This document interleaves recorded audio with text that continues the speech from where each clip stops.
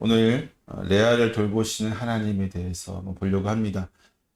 하나님은요, 불쌍한 자의 처지를 그냥 외면하지 않으십니다. 여러분 많이 경험하셨어요? 내가 불쌍할 때, 내가 낙심될 때, 내가 힘들 때 하나님 결코 외면치 않으십니다. 심지어 하나님은요, 하나님의 마음에 온전히 부합한 이들이 아닌 사람의 불쌍한 어떤 상황조차도 외면치 않으시고 돌보는 모습을 보여주시기도 하십니다. 예를 들면 이런 거죠. 아브라함 가정의 가장 큰 분란의 원인은 하갈이었습니다. 그렇죠? 이 하갈이 불쌍한 처지에 놓이게 되었을 때 하나님은 그녀를 외면하지 않으셨습니다. 하나님은 그녀가 사라의 핍박을 피해서 도망칠 때에도 부르셔서 복에 대한 말씀을 주셨으며 그녀가 어린 에서를 데리고 광야에서 괴로워 울 때에도 그녀를 구원해 주셨습니다. 비록 그녀와 그녀의 아들 에서가 아니죠. 저기 이스마엘이죠. 이스마엘의 후손들은 하나님의 백성이 되지 않고 오히려 이스라엘을 괴롭게 만드는 역할을 한다는 사실을 분명히 알고 계셨음에도 불구하고 하나님은 그녀를 그리고 그녀의 아들 이스마엘을 불쌍히 여기시고 외면치 않으셨습니다. 오늘 본문에서도 하나님은 불쌍한 처지에 있는 레아의 모습을 외면치 않으십니다. 31절 한번 볼까요? 같이 읽어보겠습니다. 시작. 여호와께서 레아가 사랑받지 못함을 보시고 그의 태를 여셨으나 라헬은 자녀가 없었더라. 구약 전체로 보면 다윗 왕조의 조상인 유다를 낳은 레아가 사실 더 중요한 역할을 하는 것으로 생각될 수도 있지만 적어도 본문에서 창세기 족장들의 역사에서만큼은 라헬이 주인공이 될 수밖에 없습니다. 왜냐하면 그녀의 아들 요셉을 통해서 하나님은 이스라엘 민족에게 약속하신 것, 그 큰 민족을 이루겠다고 하신 그 약속을 애굽을 통해서 이루시기 때문이죠. 그 결정적인 역할을 하는 게 이 요셉이기 때문에 요셉을 낳은 라헬이 주인공이 될 수밖에 없는 것이죠. 그럼에도 불구하고 하나님 또한 이 주인공이 아닌 레아를 외면치 않으십니다. 본문에 보면 하나님은 레아가 야곱의 사랑을 받지 못함을 보시고 그녀의 태를 열어서 그녀가 야곱의 자녀들을 많이 낳을 수 있도록 복을 내려주시는 것을 볼 수가 있습니다. 사실 레아가 사랑받지 못한 것은요, 그녀의 잘못으로 인해 발생한 것이 아니죠. 오직 그녀의 아버지요 야곱의 외삼촌인 라반의 욕심 때문에 이것이 발생하게 되었습니다. 그녀는 단지 라반의 욕심을 채우기 위한 도구에 지나지 않았던 것을 보게 됩니다. 하지만 야곱은 삼촌인 라반보다는 레아를 더 미워하게 됩니다. 본문에서 사랑받지 못하였다라고 번역된 이 단어가 이제 사내라고 하는 히브리어인데 이 사내는 어떤 뜻을 갖고 있냐면 그러니까 단순히 사랑받지 못하다는 것이 아니라 미워하다, 증오하다는 의미를 지니고 있는 단어예요. 즉 레아는 단순히 야곱에게 사랑받지 못한 것이 아니라 멸시와 증오를 받고 있었던 것입니다. 아마도 야곱은 의무적으로 행하는 부부관계마저도 레아에게 상처가 되는 말과 행동을 하였던 것으로 보여집니다. 남편의 의무를 행하기 위해 어쩔 수 없이 부부관계를 맺어야만 하지만 거기에는 어떠한 애정도 있지 않았던 것이죠. 얼마나 레아가 많은 상처를 받았을까요?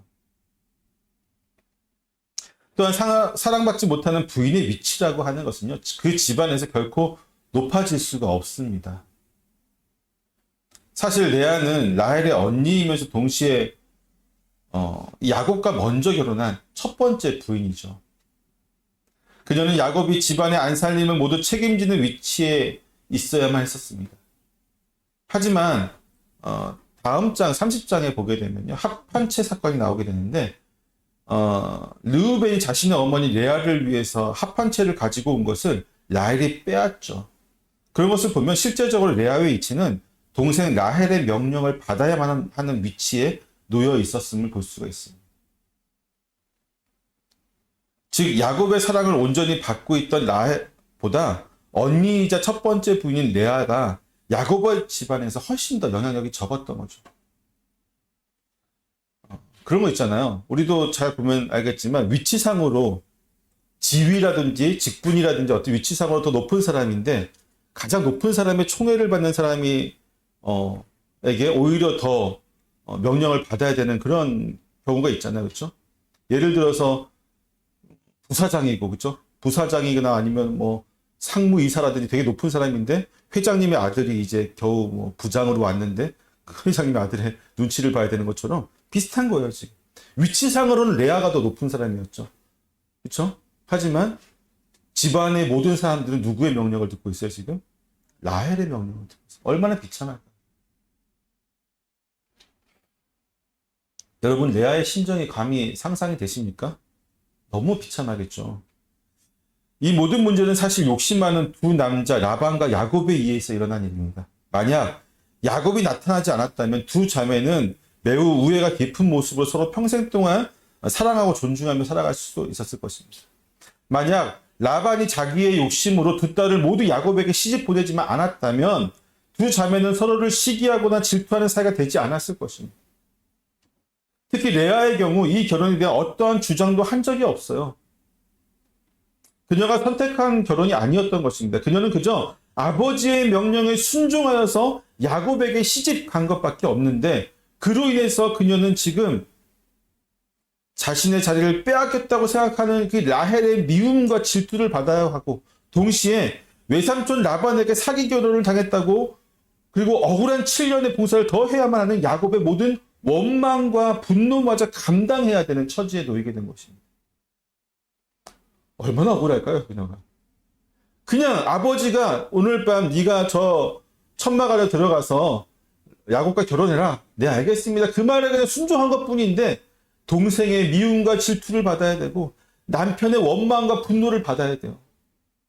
심지어 집안에서는 어떻습니까? 거의 없는 사람 취급을 당하는 거예요. 여러분 생각해 보세요. 집안에 하인들이 많지만 레아를 존중해주면 라헬한테 어떻게 되겠어요? 찍히겠죠. 하인들조차도 감히 레아를 막 존중할 수 없는 그런 상황이에요. 때문에 하나님은 레아를 불쌍히 여기시고 그녀의 태를 여셨습니다.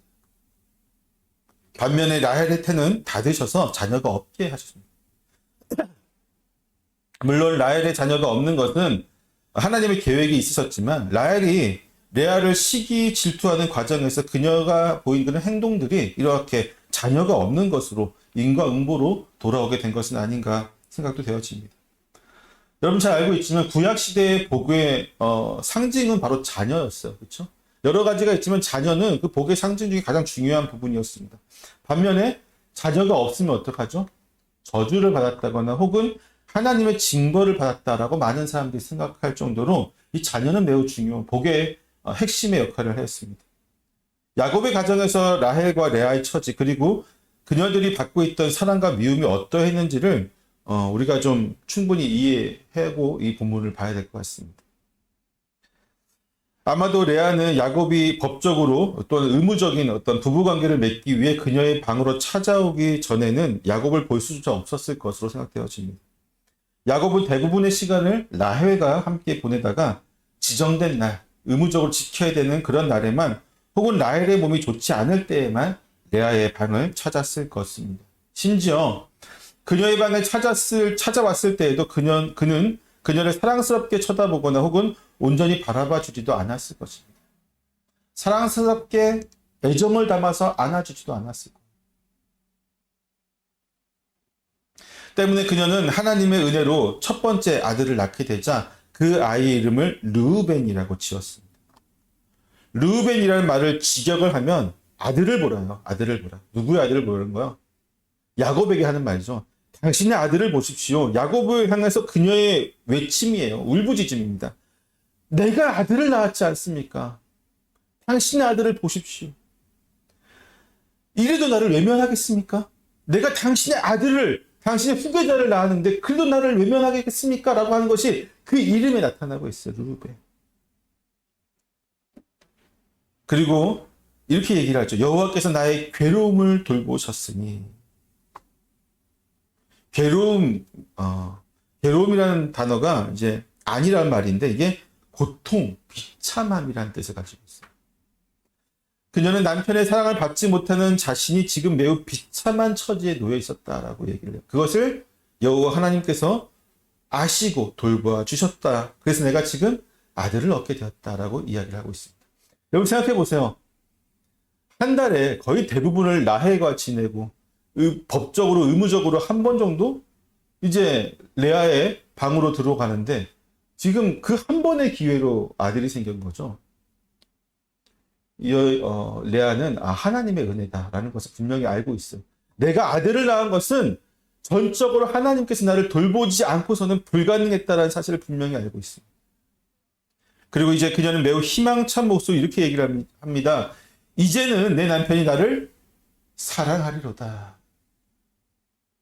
하지만 그녀는 여전히 야곱의 사랑을 받지 못했습니다. 본문은 아들을 낳은 레아를 좀 더 야곱이 돌봐주지 않는 이유를 우리에게 알려주지 않지만 그것은 아마도 자녀를 가지지 못한 라헬이 레아를 더욱 질투하여서 야곱이 레아에게 조금 더 신경 쓰지 못하게 하였을 것이기 때문인 것입니다. 레아의 비참함은 이 비참한 마음은 계속되어집니다. 때문에 그녀는 둘째 아들을 낳고 그 아이의 이름을 시므온이라고 짓게 됩니다.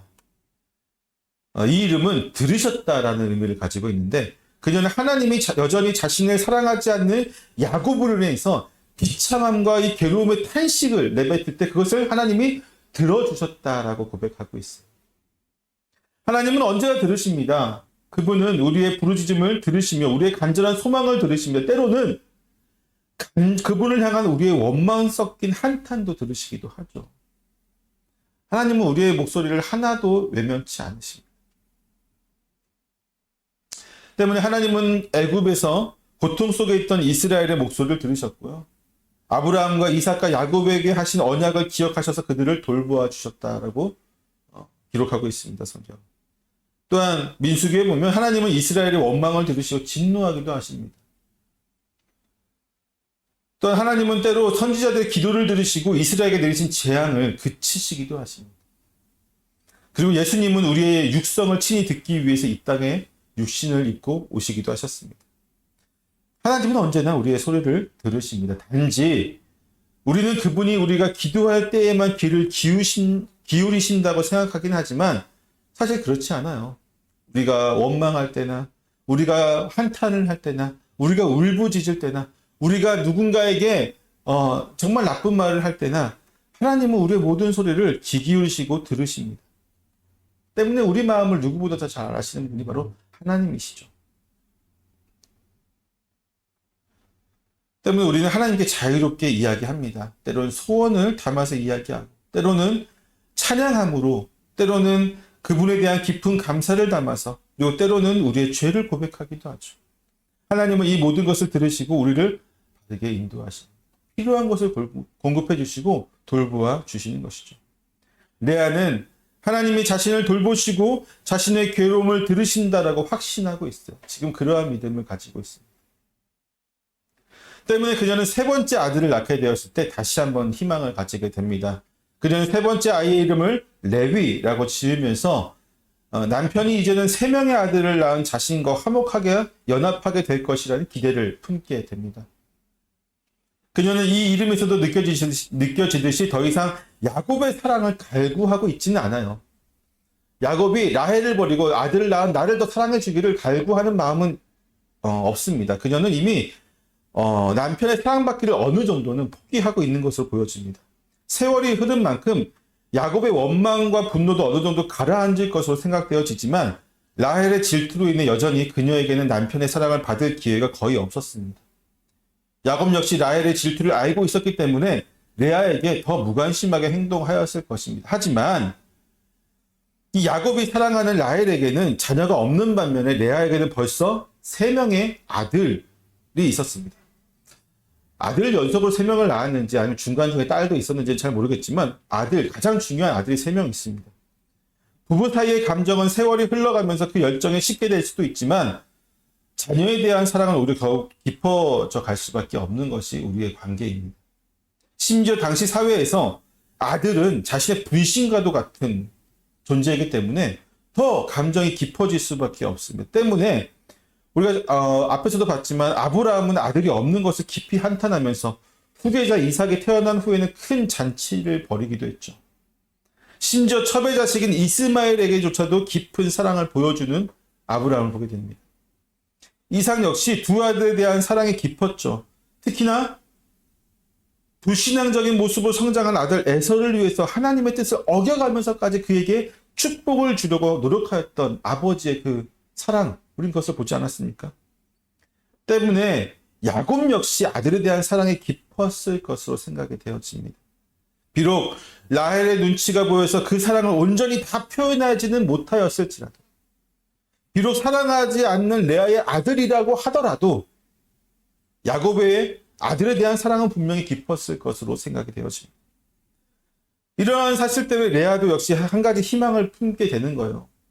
적어도 나는 찾아오지 않고, 나의 방에는 오지 않고, 나를 사랑한다고 한 번도 이야기해 주지 않고, 나에게 따스한 눈길조차 주지 않은 야곱이지만, 그가 그래도 아들을 대할 때에는 진심을 당해서 대하는 모습들을 보았기 때문에 이제는 자신에 대한 야곱의 원망이 모두 풀어지고 또 서로 부부로서 바른 관계 연합될 수 있을 것이라는 희망을 가지게 되는 것이죠.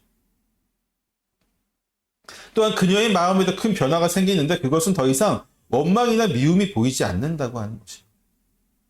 아들과 또 아들을 주신 하나님을 통해 그녀의 마음의 상처는 치유받게 되었고 더 이상 남을 향한 미움의 감정도 가지지 않게 되었습니다. 마침내 그녀의 마음에 평화가 깃들게 된 것입니다. 어쩌면 이러한 마음의 평화가 더 이상 여자로서의 사랑이 아닌 가정의 화목을 기대하도록 만들었을 것입니다. 그렇잖아요. 아들을 셋 낳은 여인이 이제 아들을 키우기에도 그렇죠? 바쁠 거예요. 그리고 아들을 세심하게 키우면서도 또 그들의 성장을 바라보면서 이미 그녀의 마음속에 있는 많은 원망과 미움과 또 질투와 그런 많은 것들이 다 분노가 사그라들게 되었을 것입니다. 그녀는 이제 바라는 게 하나밖에 없어요. 남편이 아이를 사랑하는 것처럼 우리 가족이 원만하게 서로 연합해서 미워하거나 질투하거나 하는 것이 아니라 정말 아름다운 믿음의 가정을 만들자, 이런 생각이 들었을 것입니다. 하지만 이 희망도 여지없이 깨지게 됩니다. 안타깝죠. 아마도 야곱은 이 세 아들만 돌보고 그녀에게는 여전히 무관심으로 대했을 것입니다. 그런 가운데 그녀는 네 번째 아들을 낳게 되죠. 그리고 그 이름을 유다라고 짓습니다. 이 이름은 찬양하다라는 의미를 가지고 있는데 이제 레아는 육체적인 남편의 사랑받기를 완전히 포기하게 됩니다. 그러면서 그녀는 자신을 돌보시고 자신의 한탄을 들어주셨고 자신에게 복을 주시는 하나님을 찬양하는 삶을 살고자 결심하게 됩니다.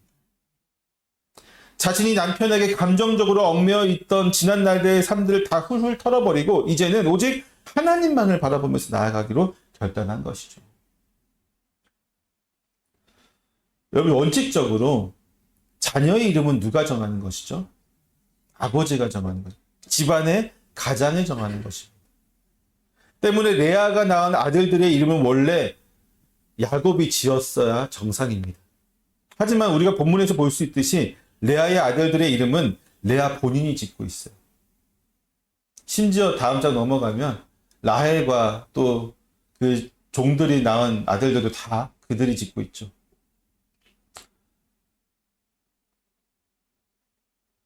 아마도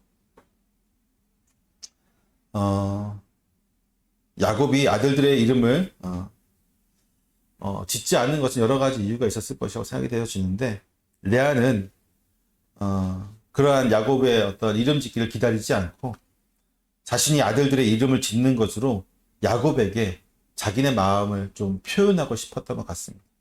그렇게 해서라도 야곱이 자신을 사랑해 줄 것을 간구했던 것이죠. 우리는 그녀의 아들들의 이름을 통해서 그녀의 신앙이 어떻게 성장하고 있는지를 알 수 있습니다.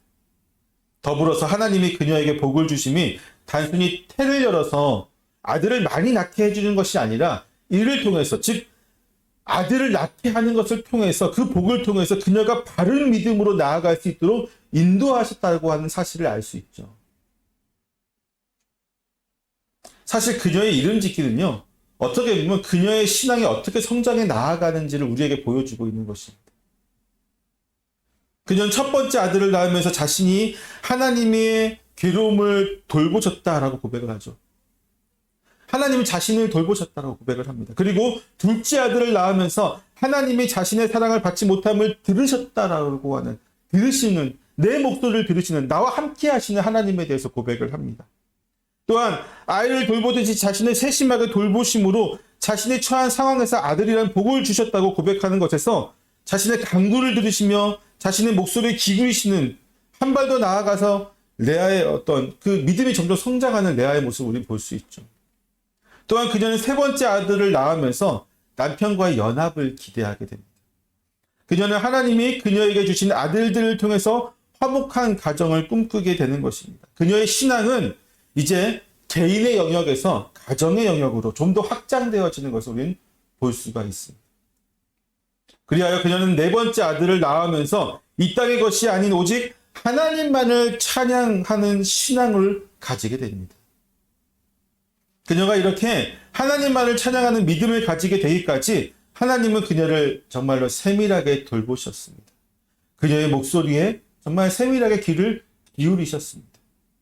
그녀의 마음에 평안을 허락하셨습니다. 그리고 마침내 그녀는 오로지 하나님만을 소망하며 찬양하게 되었습니다. 그녀가 4명의 아들을 낳는 동안 그녀는 하나님의 돌보심이 얼마나 세밀하게 자신을 위로하고 인도하시는지를 온전히 깨닫게 된 것입니다. 단순히 아들을 많이 낳은 것이 중요한 것이 아니에요. 그녀는 그 아들을 낳을 때마다 남편에게 무관심을 하고 사랑을 받지 못하고 동생에게 질투와 원망과 집안에서 무의미한 존재로 살아가는 자신에게 하나님이 어떻게 세밀하게 나에게 복을 주시고 이러한 은혜를 주셨는지를 깨닫게 하심을 통해서 하나하나 낳을 때마다 믿음이 성장하는 거예요. 믿음에서 원망했던 그 마음에 돌보시는, 그래도 하나님은 나를 돌보시는구나. 하나님은 나를 돌보시고 나를 알고 계시는구나. 둘째 아들을 낳으면서 그 하나님이 사실 나와 정말 가까이 계시는구나. 내가 가까이 계셔서 내가 하는 모든 말들을, 내 원망을, 내 한탄을 다 듣고 계시는구나. 세 번째 아들을 낳으면서 하나님이 우리 가정을 위해서 이렇게 아들을 주셨구나. 하나님 나라를 세워가야 되겠다라는 생각을 하게 됩니다. 그리고 마지막으로 네 번째 아들을 낳으면서 레아는 정말 하나님밖에 없습니다. 나를 인도하시고 나를 지키시고 나에게 위로와 안위와 나에게 모든 것을 주시는 분은 하나님밖에 없습니다. 내가 정말 찬양할 분은 하나님밖에 없음을 내가 온전히 고백합니다. 아들을 낳을 때마다 그 하나님의 은혜를 겪으면서 이렇게 믿음이 성장해 가는 거예요. 사랑하는 성도 여러분, 하나님이 우리에게 복을 주시는 이유는요, 오직 하나입니다. 우리가 온전한 믿음으로 나아가게 하기 위해서요. 때문에 하나님은요, 우리가 복을 받으면 오히려 교만해져서 하나님을 멀리하게 될 것이라고 생각되어진다면 우리에게 복이 내려주신 복을 걷어가시기도 하시고 때로는 복이 아닌 고난을 주시기도 하시고, 하나님께서 제일 중요하게 생각하는 건 뭐예요? 우리의 구원입니다. 복이 아니에요, 여러분. 우리는 사실 인간적인 마음에 하나님께 나아갈 때 복을 달라고, 복을 받기 위해서 하나님께 나아가는 경우가 상당히 많죠. 사실 거의 대부분이죠. 우리 한국인들이, 기독교인들이 교회에서 기도하고 개인적으로 기도하는 내용의 거의 95% 이상이 뭡니까? 간구잖아요. 복에 대한 간구잖아요. 예, 그게 물질적인 것일 수도 있고, 건강일 수도 있고, 자녀에 대한 것일 수도 있고, 나의 어떤 성공일 수도 있고, 여러 가지가 다 포함되겠지만, 결국은 복이에요, 다. 다 그것을 구하고, 우리가 하나님 주십시오, 주십시오라고 구하는데, 하나님 들으세요, 안 들으세요? 다 들으세요. 다 들으시는데, 하나님 세밀하게 들으신다고요. 레아가 그렇게 고백하잖아요, 들으신다. 근데 하나님 그거 다 주세요, 안 주세요? 안 주세요. 왜일까요? 하나예요. 하나님은 오직 궁극적으로 하나님이 목표로 하는 가장 중요한 것은 우리의 구원인데, 그 복을 하나하나 우리가 간구하는 거 전부 다 하나님 들어주시면 하나님 정말 살아계시는군요, 하나님을 믿습니다 하고 나아가기보다는 교만하게 되어져서 하나님을 버리게 될 가능성이 훨씬 더 많기 때문에, 하나님은 이미 그것을 다 듣고 계시고 알고 계시고 필요를 알고 계시지만 정말 필요한 것만 주시는 거예요. 정말 하나님은 찬양할 만큼만 주시는 거죠. 레아의 경우를 다시 한번 돌아봅시다. 하나님이 그녀에게 복을 주셔서 아들을 낳게 하셨는데, 그보다 더 큰 복을 주셔가지고 야곱의 사랑까지 받게 하시고 집안에서 그 권위를 찾게 하시고, 그거 안 구했겠어요, 레아가? 레아가 아들만 구했겠습니까? 다 원망하면서 다 구했을 텐데 하나님은 아들만 주셨단 말이죠. 만약에 레아가 필요로 한 모든 것, 즉 그녀가 온전히 첫째 부인으로서의 그 위치와 남편의 사랑과 권위와 그것을 다 줬다고 생각해 보세요. 레아가 과연 네 번째 아들을 낳으면서 하나님을 찬양하는 데까지 가겠냔 말이죠. 전혀 안 그랬을 거예요. 오히려 정말 교만해져서 라헬을 업신여기면서 기고만장하게 되지 않겠습니까? 사랑하는 성도 여러분, 하나님은 정말로 적재적소에 필요한 것을 우리에게 공급해 주신 분이십니다. 믿으십니까? 때로는 우리가 원해서 기도해서 간구해서 주실 때도 있지만 때로는 우리가 하나님께 간구할 힘조차 없을 때에는 하나님이 그냥 주시기도 하세요. 필요한 것을 주시죠. 적어도 저는 그런 것들을 참 많이 경험했습니다. 목회를 하면서.